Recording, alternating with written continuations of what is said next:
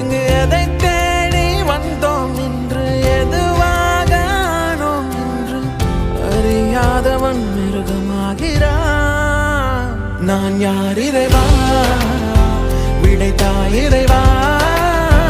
நான் யார் இறைவா, பதில் சொல்ல மண்ணில் வருவாயா. நான் யார் இறைவா, விடைத்தாய் இறைவா.